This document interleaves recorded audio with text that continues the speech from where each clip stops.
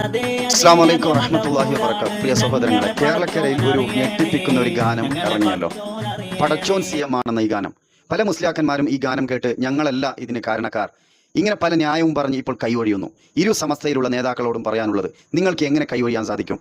ഈ സമൂഹത്തെ ഇത്രത്തോളം പച്ചയായ ശിർക്കിലേക്ക് എത്തിച്ചത് നിങ്ങളല്ലേ?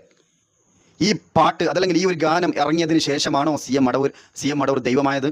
അതിന്റെ മുമ്പും നിങ്ങൾ ദൈവമാക്കിയിട്ടില്ലേ? നോക്കൂ, തെളിവിന് വേണ്ടി 2-3 കാര്യങ്ങൾ കാണിക്കുകയാണ്. നോക്കൂ, ലോകം നിയന്ത്രിക്കുന്നത് മടവൂർ ഷെയ്ഖാണെന്ന് പകരഹസനി പറയുന്ന രംഗം. ഞാൻ എന്റെ കൂടെ ഉണ്ട്.